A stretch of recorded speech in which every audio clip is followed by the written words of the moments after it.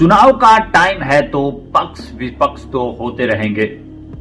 कुछ लोग बीजेपी को सही बता रहे हैं तो कुछ लोग बीजेपी को गलत बता रहे हैं, और जो लोग बीजेपी को सही आंक रहे हैं वो कांग्रेस की तारीफ जरूर कर रहे होंगे, और जो लोग कांग्रेस को सही बता रहे हैं या फिर गलत बता रहे हैं वो बीजेपी की तारीफ जरूर कर रहे होंगे। लेकिन कोई भी गवर्नमेंट क्या 100% सही है? सबसे बड़ा सवाल यह है कि हम वोट उसको देते हैं हमेशा जो कि किसी एक से ठीक है। कहने का मतलब खराब दोनों हैं, लेकिन कम से कम दूसरे से तो ठीक है। और यही बात इस वीडियो में हम चर्चा करने वाले हैं कि आखिरकार ना तो बीजेपी सही है, ना पूरी तरह से कांग्रेस सही है, और ना ही पूरी तरह से बीजेपी गलत है, और ना ही पूरी तरह से कांग्रेस गलत है। नमस्कार, मैं पीएम डीएनएस सिंह और आप देख रहे हैं कमाल यार। इस वीडियो में कंप्लीटली बात करेंगे इसी के बारे में, तो वीडियो के अंत तक बने रहिए। और अगर आप चैनल पे नए हो, चैनल को सब्सक्राइब करके बेल आइकन दबा लीजिए ताकि आप पूरा अपडेट भी सबसे पहले मिल सके। चलिए वीडियो को शुरू करते हैं। दोस्तों, अभी ध्रुव राठी जो कि कंपेनिंग कर रहे हैं, जो कि बात कर रहे हैं इसके बारे में, बीजेपी के एंटी बोल रहे हैं। पूर्ण रूप से हम कह सकते हैं बीजेपी एंटी बन चुके हैं, बिकॉज अभी तक वो जो बातें करते थे उसमें कुछ लहजा ऐसा लगता था कि वो सिर्फ गलतियों को ढूंढते हैं, लेकिन इस समय जो उनका रवैया है वो पूर्ण रूप से बीजेपी मिटाऊ बन गया है, और वो उनकी सिर्फ और सिर्फ गलतियों को देख रहे हैं फिलहाल। लेकिन अब हम यहाँ पे कुछ एक तथ्यों की बात करते हैं। कुछ एक तथ्यों से मेरा मतलब है कि जैसे हम बात कर सकते हैं जीडीपी विकास की।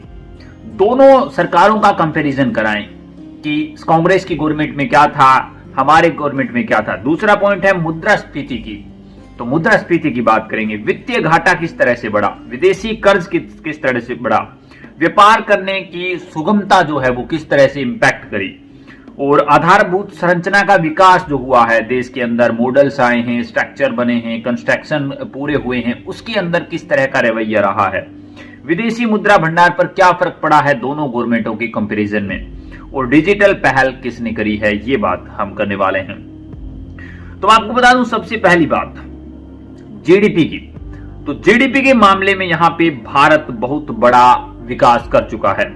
सांख्यिकी और कार्यक्रम कार्यान्वयन मंत्रालय के आंकड़ों के अनुसार डॉक्टर मनमोहन सिंह के कार्यालय यानी कि 2004 से 2014 के दौरान औसत वार्षिक जीडीपी दर लगभग 6.8% थी, जबकि रिपोर्ट 2018 की जारी की गई, उसके अनुसार 2006 से 2007 की जीडीपी 10.8% थी। लेकिन थोड़ी देर बाद यह रिपोर्ट मंत्रालय द्वारा हटा दी गई और मोदी सरकार के कार्यालय के दौरान यहाँ पे जो 14 से 22 की जीडीपी है उसे लिखाया गया लगभग 5.25% रही है। इसमें कोविड काल भी शामिल है, और हालांकि कोविड के समय में हम कह सकते हैं कि विकास की दरें हैं वो कम हुई हैं। औसत हम कह सकते हैं 6.84 का बनता है। तो कुल मिलाकर जीडीपी के मामले में कहीं ना कहीं हम कह सकते हैं कि जो कांग्रेस गवर्नमेंट है, जो मनमोहन सिंह की गवर्नमेंट है, वो वास्तव में अव्वल रही है।